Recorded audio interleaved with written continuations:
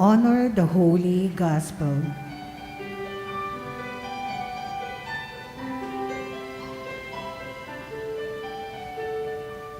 Alleluia, Alleluia, Alleluia,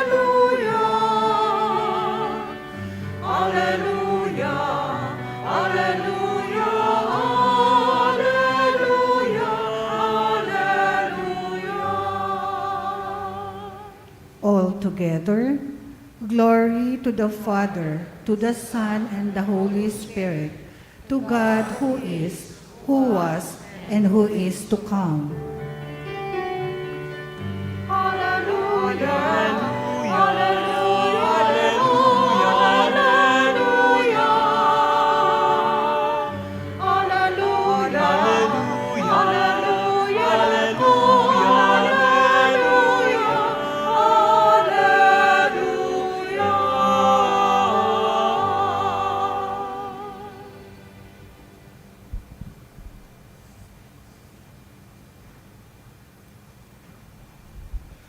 The Lord be with you. And with your spirit, A reading from the Holy Gospel according to John. glory to you, O Lord.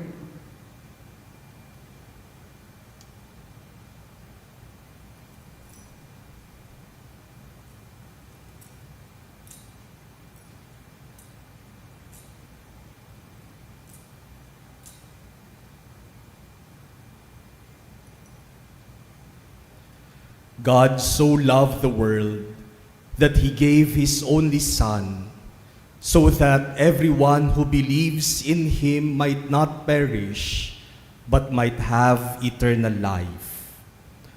For God did not send his Son into the world to condemn the world, but that the world might be saved through him. Whoever believes in him will not be condemned, but whoever does not believe has already been condemned, because he has not believed in the name of the only Son of God.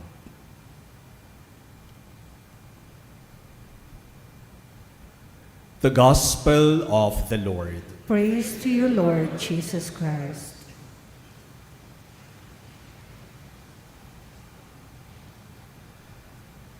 My dear brothers and sisters, there are many different ways of knowing a person. There are different levels of knowing a person. One way is what we can call as the cognitive knowledge of a person.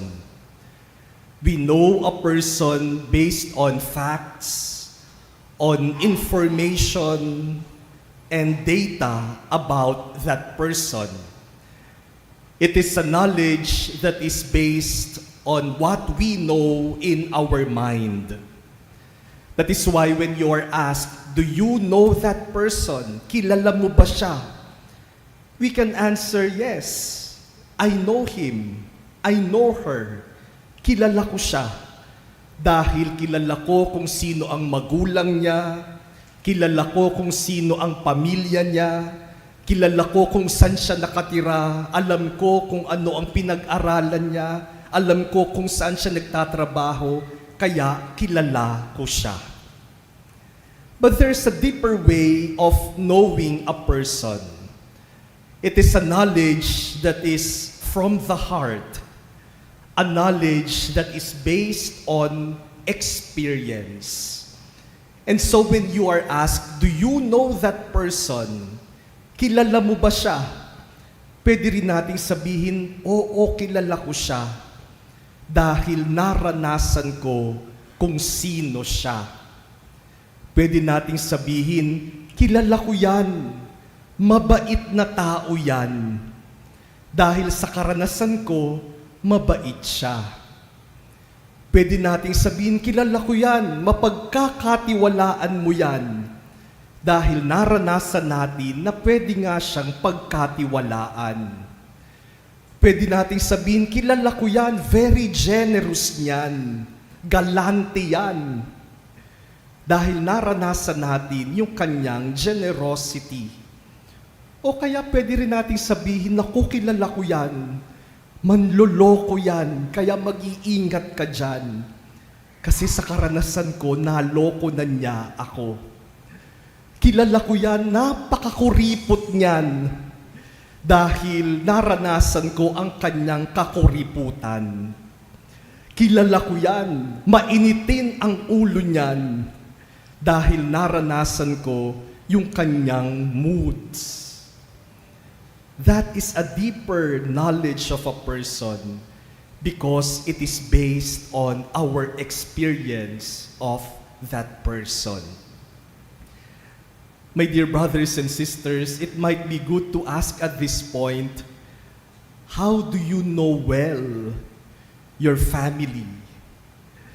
Yung mga mag-asawa po dito, gaano nyo pong kakilala ang inyong asawa?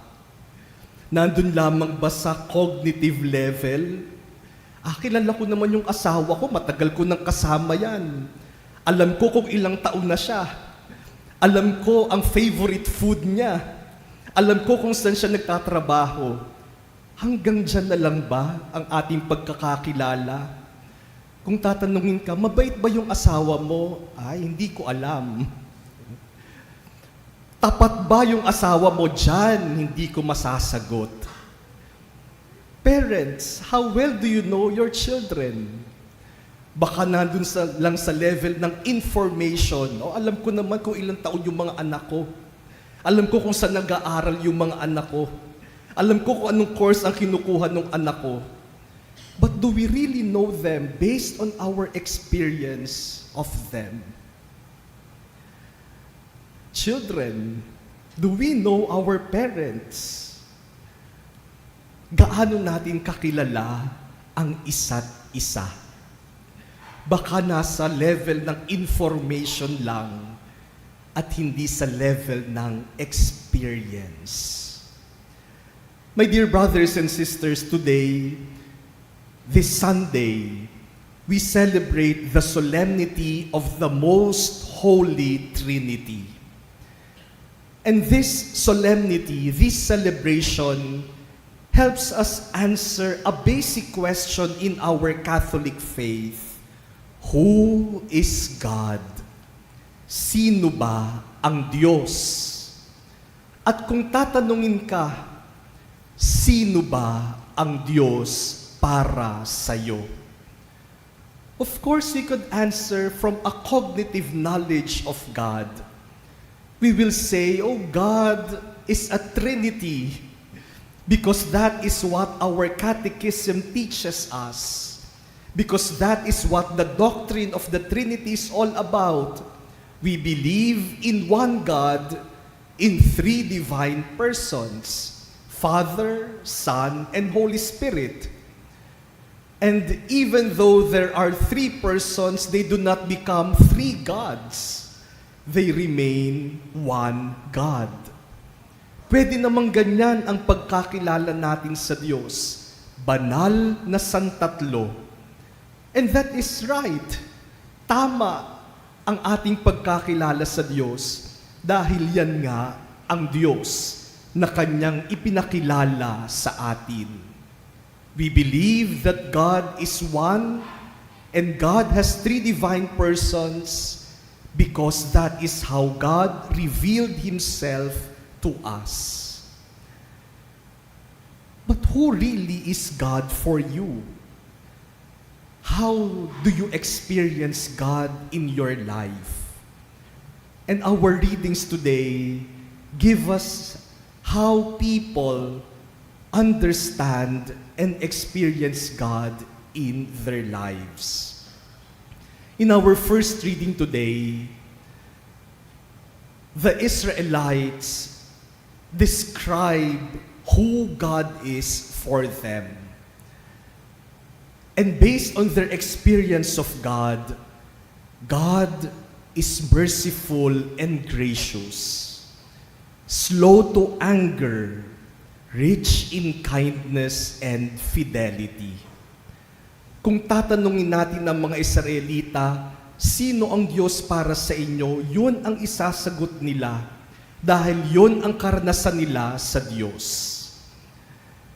despite their many infidelities and sins, God was slow to anger, slow to punish, slow to condemn. God is kind. God is merciful. God is faithful. God is loving. Yan ang karanasan nila sa Diyos. And Jesus, in our gospel today, explicitly tells us who God is. Jesus says, "For God so loved the world that He gave His only Son, so that everyone who believes in Him might not perish, but might have eternal life." God is love, and God is loving. Take note, my dear brothers and sisters, of what Jesus says about God. God so loved the world. Jesus did not say, God so loved those who are holy, those who are good, and those who are righteous.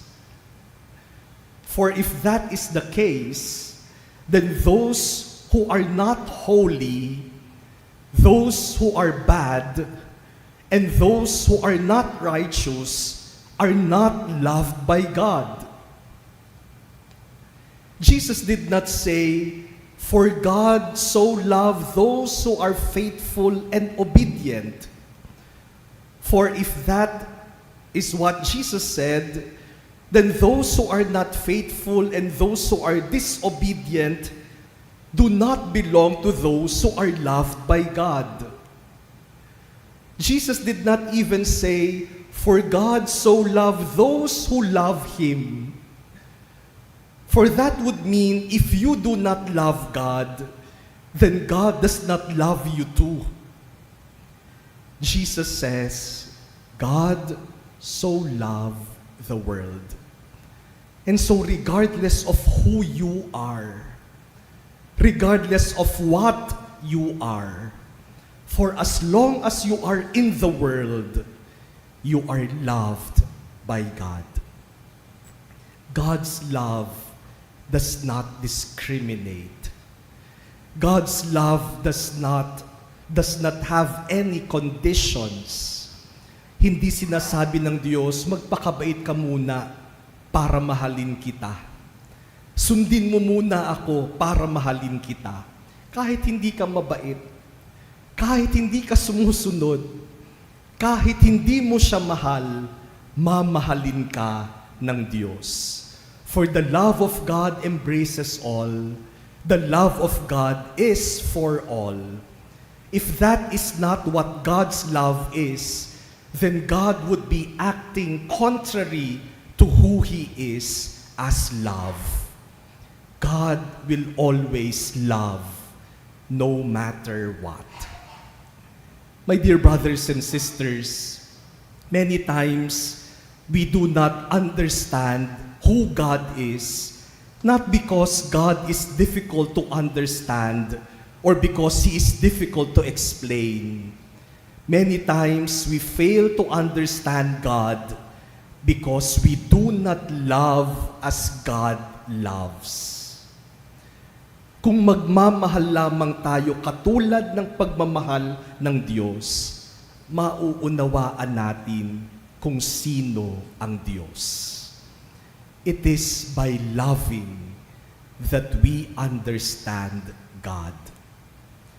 We said a while ago that the love of God is slow to anger, slow to judge, slow to punish, slow to condemn. The love of God is kind and merciful. Ganyan po kaya ang pag-ibig natin.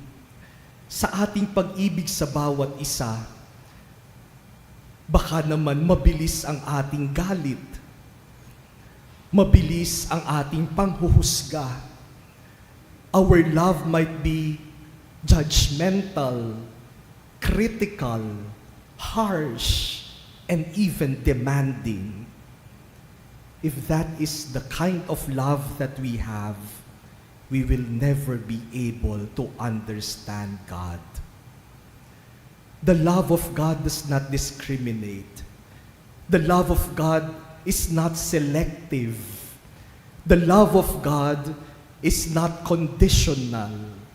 The love of God is for all. Is that the kind of love that we share to one another? Baka naman po yung pagmamahal natin napaka-selective. Pinipili lang kung sino ang mamahalin. Baka yung pag-ibig natin may kondisyon. Kapag hindi pumasa sa ating mga standards, hindi rin natin mamahalin. If our love is not the same as the love of God, we will never be able to understand God.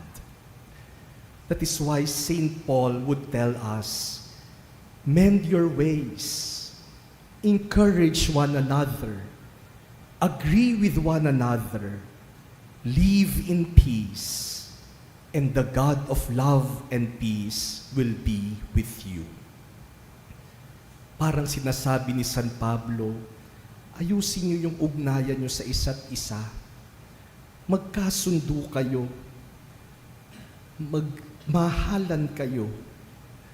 Mabuhay kayo sa kapayapaan. At mararanasan ninyo, mauunawaan ninyo ang Diyos. My dear brothers and sisters, it is not by counting or by mathematics that we will able to understand God. It is not by engaging in theological discussions that we will understand the Trinity. It is when we love that we will be able to understand God. It is when we love that we are closest to God. No wonder when we experience true love here on earth, we feel like we are in heaven. Hindi po ba? Kapag nararanasan natin yung pagmamahal, pagmamahalan ng mag-asawa, pagmamahalan sa pamilya, pagmamahalan kahit na nga ng magkakaibigan o sa trabaho, kapag nararanasan natin yung tunay na pagmamahal, katulad ng pagmamahal ng Diyos, ang pakiramdam natin, nasa langit tayo. Dahil nararanasan natin ang pag-ibig ng Diyos. My dear brothers and sisters, love, and you will understand God.